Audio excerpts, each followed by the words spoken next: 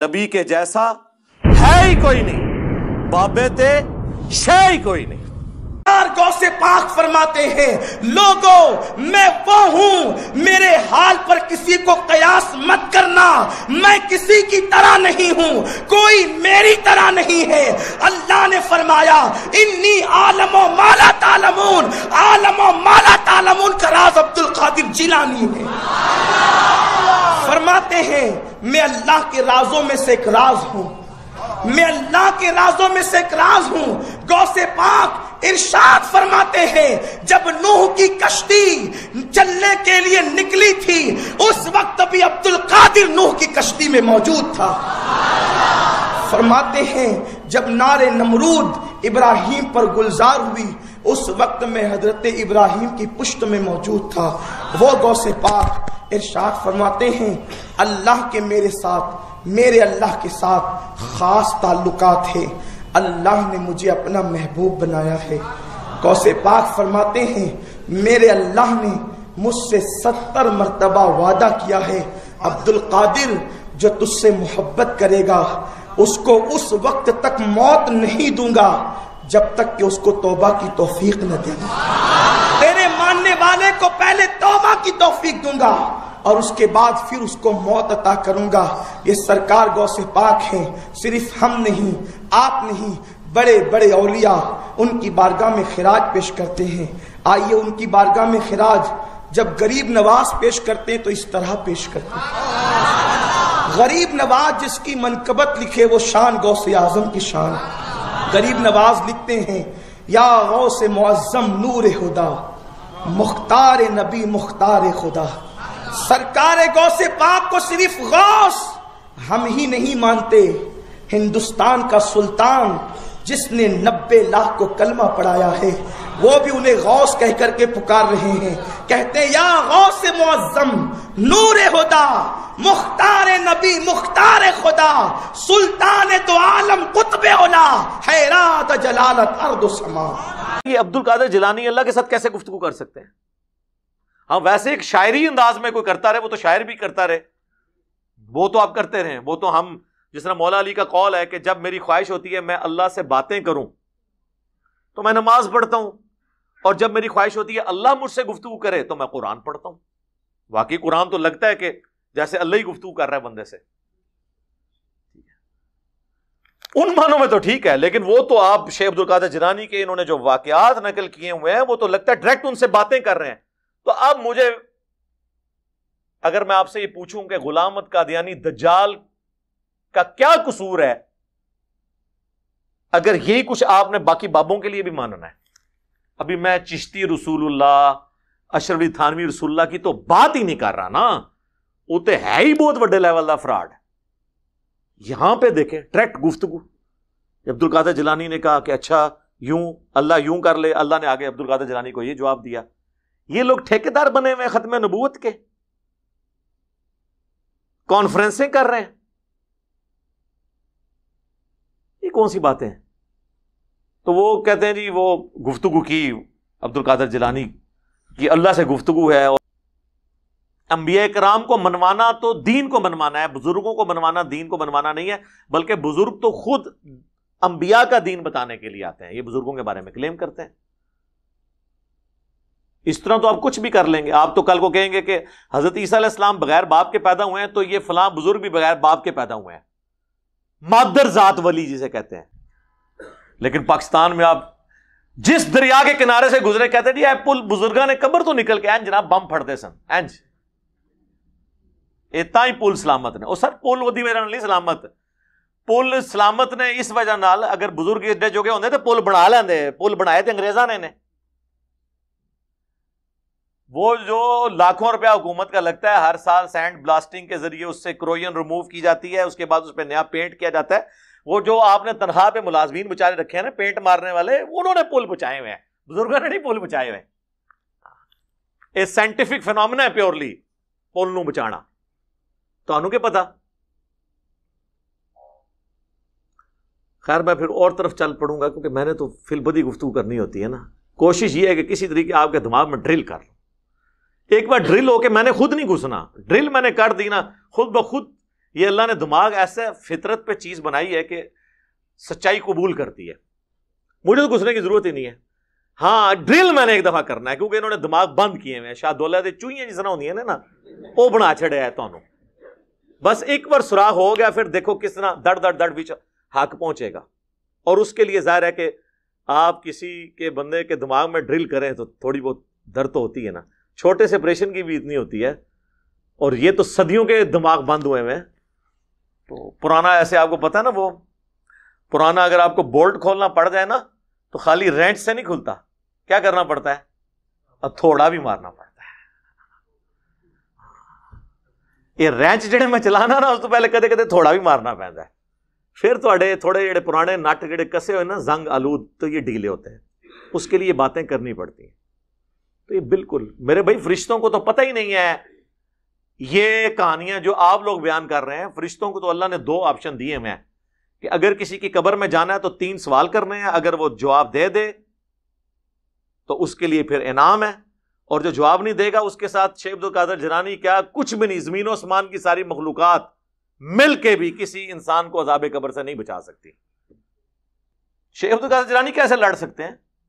لیکن یہ تو کتابوں کا دین ہے نا. صحیح بخاری میں موجود ہے, جامعہ ترمذی میں موجود ہے, سنن ابی داؤد کے اندر موجود ہیں قبر کے جو سوالات آئے ہیں, اور وہ بھی اکثر 3 سوال پیش کرتے ہیں, اصل میں 4 سوال ہیں اور چوتھا سوال اس کی جان ہے. اور یہ آپ کو سارے کمبائنڈ فارم میں مشکات کی پہلی جلد میں عذاب قبر والے چیپٹر میں مل جائیں گے. صحیح بخاری کے اندر موجود ہے.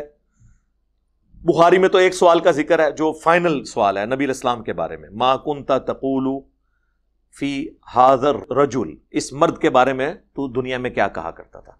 لیکن ابو داؤد میں ہے پہلا سوال ہوگا مر ربو کا, تیرا رب کون ہے. ما دینوں کا, تیرا دین کیا ہے. اور تیسرا سوال یہی ما کنت تقول فی حق ھذا الرجل, اس مرد کے بارے میں تو دنیا میں کیا کہا کرتا تھا. مسند احمد میں یہ بھی الفاظ ہیں کہ وہ کہتا ہے ای الرجل, کس مرد کے بارے میں آپ پوچھ رہے ہیں. تو یہ تو دیوبندی اور بریلوی تو کہتے ہیں کہ رسول اللہ قبر میں آ جاتے ہیں. دیوبندی کہتے ہیں نہیں تصویر دکھائی جاتی خود نہیں آتے. بریلوی کہتے ہیں نہیں خود آ جاتے ہیں. تو وہ پھر کیوں مردہ پوچھتا ہے بھی کس مرد کے بارے میں, اگر سامنے کھڑے ہو نبی علیہ السلام. چلے اس کے جواب میں فرشتوں کہنا چاہیے جو آپ کے سامنے کھڑے ہیں. ابو داؤد اور مسند احمد کے الفاظ ہیں الذی بعث فیکم, اس مرد کے بارے میں تم سے پوچھ رہے ہیں جس کو اللہ نے تم میں مبعوث کیا تھا پیغمبر بنا کر. تو وہ کہتا ہے ہوا محمد رسول اللہ, وہ اللہ کے رسول محمد, ورنہ تو کہ ہاذا محمد رسول اللہ. اور فرشتے بھی کہیں کہ اس مرد کے بارے میں پوچھ رہے ہیں, وہ کہیں گے نہیں وہ جو تم میں پیغمبر بن کے آئے تھے. تو تینوں سوالات کے جواب جو مومن دیتا ہے, تو ابو داؤد کے الفاظ ہیں کہ فرشتے پوچھتے ہیں کہ تجھے کیسے پتا چلا ان سوالات کے بارے میں. چوتھا سوال ہے. اس تو بعد باب ختم, کتاباں شروع. وہ کہتا ہے میں نے اللہ کی کتاب پڑھی تھی تو میں نے اپنے پیغمبر کے حق ہونے کی تصدیق کی. اللہ کی کتاب ایک دفعہ سورہ فاتحہ 3 دفعہ سورہ اخلاص پڑھ کے نہیں بخشی سی, اللہ کی کتاب پڑھی تھی, یعنی اس کے قائد. تو یہ ہے اصل جان. تو جو اللہ کی کتاب پڑھتا نہیں. اور بخاری میں الفاظ ہیں جب منافق سے سوال ہوتے ہیں, اور منافق کی ٹرم یا فاسق کی ٹرم اس مسلمان کے لیے استعمال ہوتی ہے جو بس نام کا مسلمان ہوتا ہے, شناختی کارڈ والا. تو ہر سوال کے جواب میں کہتا ہے ہائی ہاتا لا ادری, ہائے افسوس ہائے افسوس, مجھے کچھ پتا نہیں, مجھے کچھ پتا نہیں. تو فرشتے کہتے ہیں کہ تو نے خود پڑھ کر سمجھنے کی کوشش کیوں نہیں کی, یا کسی ایسے شخص سے سمجھنے کی کوشش نہیں کی جو دین کو جاننے والا تھا. اور وہ یہ بھی کہتا ہے آگے ہائے افسوس میں وہی کہتا تھا جو لوگ کہا کرتے تھے, سن سنا کے سننی ٹننی. یہ بھی کہتا نا اور جیسی بچپن تو وہی سنے. تو فرشتے کہتے ہیں تو نے خود سمجھنے کی پڑھنے کی یا کسی ایسے شخص کے پاس, اگر تو ان پڑھ تھا کیوں نہیں گیا جس نے تجھے بات سمجھا دی ہوتی. اس کے بعد بخاری کے الفاظ ہیں جب وہ سوالات کے جوابات نہیں دیتا تو شیخ عبد القادر جیلانی نہیں آتے. اب یہ کہیں گے تو حدیث میں لکھا ہی نہیں ہوا. سر لکھا ہوا ہے, یہ میں نے نکالا ہے اس میں سے, کیونکہ جب شیخ عبد القادر جیلانی آئیں گے تو ان کو آنے سے روکنے کے لیے مجھے ہی آنا پڑے گا نا. آپ کہیں گے کہ آئیں گے تو وہ حدیث میں تو نہیں لکھا ہوا, تو میں کہوں گا کہ نہیں آئیں گے کیونکہ حدیث میں نہیں لکھا ہوا. تو حدیث میں ہی ہوا نا. تو جب اسے سوالات کے جوابات نہیں آتے تو فرشتے اسے ایک لوہے کا ہتھوڑا مارتے ہیں اور اس کی چیخو پکار زمین و آسمان کی ساری مخلوقات سنتی ہیں سوائے جنوں اور انسانوں کے. کیونکہ اگر وہ سن لیں تو پھر وہ امتحان ختم ہو جائے گا. امتحان تو ہے نا, ان الذین یخشون ربہم بالغیب لہم مغفرۃ و اجر کبیر. بے شک جو لوگ بغیر دیکھے اپنے رب سے ڈرتے ہیں ان کے لیے ہے مغفرت اور بڑا اجر. اب مجھے بتائیں, جب شیخ عبد القادر جیلانی وہاں پہ گئے ہوں گے تو اللہ نے تو پہلے ہی سائن کیا ہوا ہے کہ جواب دینا ہے کوئی. تو مسلم شریف میں الفاظ ہیں کہ 70 ہاتھ دائیں بائیں آگے پیچھے اس کی قبر کھول دی جاتی ہے, اور جو جواب نہیں دیتا اس کو تو یہ تھوڑا پڑتا ہے. اور مسلم شریف میں ہے کہ اس کی پسلیاں ایک دوسرے میں یوں مل جاتی ہیں, جامعہ ترمذی میں یہ الفاظ ہیں, ایک دوسرے میں داخل ہو جاتی ہیں, اور اس کا یہ عذاب کا سلسلہ مسلسل جاری رہتا ہے. اللہم انی اعوذ بک من عذاب جہنم ومن عذاب القبر ومن فتنة المحیا والممات ومن شر فتنة المسیح الدجال. آمین. یہ بخاری مسلم دونوں میں دعا موجود ہے, تھوڑے سے الفاظ کی چینج کے ساتھ نبی علیہ السلام نے یہ دعا تعلیم فرمائی ہے. بلکہ مسلم شریف میں تو یہ الفاظ ہیں, جب آپ یہ دعا تعلیم فرما رہے تھے تو آپ ایک جگہ سے گزرے جہاں کچھ قبروں میں عذاب ہو رہا تھا, تو حضور علیہ السلام فرمایا تمہیں بھی قبروں میں آزمایا جائے گا, سب کے سب عذاب جہنم سے اللہ کی پناہ مانگو, عذاب قبر سے اللہ کی پناہ مانگو. یہ حضور نے انہیں تعلیم دی.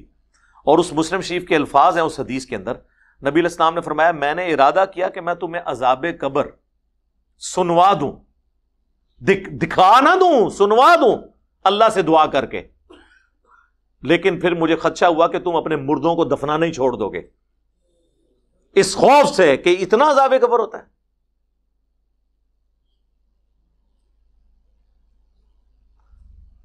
تو صحابہ کرام نے تو عذاب قبر دیکھنا تو دور کی بات ہے, سنا بھی نہیں ہے, اور یہ کہتے ہیں ہمارے بزرگوں کو قبر کا کشف ہوتا ہے. یہ فرق دیکھ لیں. تو اس کا مطلب ہے کہ صحابہ کرام سے, اہل بیت سے اپنے بزرگوں کو بڑا سمجھتے ہیں. اس کو بھی چھوڑ دیں. بخاری مسلم دونوں میں حدیث ہے, نبی علیہ السلام ایک جگہ سے گزر رہے تھے, آپ کا خچر بے دک گیا. ابھی ضرور کہتے ہیں دیکھیں جی حضور علیہ السلام جس خچر پہ بیٹھے ہوئے ہیں اس کو علم الغیب آ جاتا ہے, تو بزرگوں کو کیوں نہیں آتا؟ ایوی کٹ دینے. اس لیے آتا ہے کہ سر بزرگ جو ہے نا وہ انسان ہے, اگر ان کو علم الغیب کا ماننا عقیدہ تو ان کو پھر آپ کو پہلے خچر بنانا پڑے گا, کیونکہ بخاری میں الفاظ ہیں کہ جنوں انس کے علاوہ ہر مخلوق عذاب کو سنتی ہے. تو بزرگوں کو اگر عذاب قبر سنوانا ہے تو ان کو پہلے جانور بنوائیں. خچر نے سن لیا تھا تو صحابہ کرام نے تو نہیں سنا, تو وہ خچر افضل ہو جائے گا صحابہ سے؟ نہیں میرے بھائی, اس لیے کہ خچر کو اللہ نے ڈومین دی ہے. جیسے ایک چڑیا اڑ سکتی ہے لیکن کوئی بزرگ نہیں اڑ سکتا. یہ تو کہتے ہیں نا انسان اشرف المخلوقات ہے, تو بزرگوں کے سارے مرید چڑیا سے تو افضل ہوئے نا, تو پھر سارے بزرگ اڑنے چاہیے نا, بزرگوں کے مرید بھی اڑنے چاہیے. چڑیا سے افضل ہے نا؟ کہیں گے نہیں, بزرگ بھی نہیں اڑ سکتے سر. چڑیا کو اللہ نے یہ کیپیبلٹی دی ہے, انسان کو نہیں دی, اس کا ڈومین لادا ہے. تو خچر بدکا تو نبی علیہ السلام فرمایا کہ یہ 2 قبر والوں کو عذاب ہو رہا ہے, اور کسی بڑی وجہ سے نہیں, ایک پیشاب کے چھینٹوں سے نہیں بچتا تھا, دوسرا چغلی کھایا کرتا تھا. پھر آپ صلی اللہ علیہ وآلہ وسلم نے ایک ٹہنی توڑ کر اس کے 2 ٹکڑے کر کے 2 قبروں پہ لگائے, اور فرمایا جب تک یہ ہری رہیں گی ان کے عذاب میں تخفیف ہوتی رہے گی. یعنی حضور کی ہاتھوں کی برکت, حضور کی شفاعت کی وجہ سے. یہ ساری حضور کی شفاعت ہے. اوڑیان نے لاکھ نو کلمہ پڑھایا, او سر چھڑ دیو. ڈاکٹر ذاکر نائک نے ہزاروں ہندوؤں کو کلمہ پڑھایا, ہم نے دیکھ لیا. آپ کی تو سٹوریاں کتابوں میں اکثر جعلی نکل آتی ہیں, یہ تو ویڈیو بنی ہوئی ہیں, اور ان کو غریب الوطنی کی زندگی گزارنی پڑ رہی ہے. حضرت ابراہیم علیہ السلام کی طرح اپنا مسکن چھوڑنا پڑ گیا. تو ان لوگوں نے ڈاکٹر ذاکر نائک کو ولی اللہ کیوں نہیں مان لیا؟ اس نے نہیں کلمہ پڑھایا. تو پھر آپ کو کہیں گے نہیں فاسق سے بھی دین کا کام لیا جا سکتا ہے. اچھا دوسرے فاسق ہو گئے تو اڈے کلمہ پڑھاون تے اولیاء اللہ ہو جان. کسی کو کوئی ٹائٹل نہ دے میرے بھائی، سب کے سب فالوور ہیں. اللہ چاہے انگریزوں سے قرآن پرنٹ کروائے، اللہ تعالیٰ چاہے کسی مسلمان سے پرنٹ کروائے، اصل چیز ہے آپ نے کتابوں کو فالو کرنا ہے اور صرف ان بابوں کو ماننا ہے جو کتابوں کو مانتے ہیں.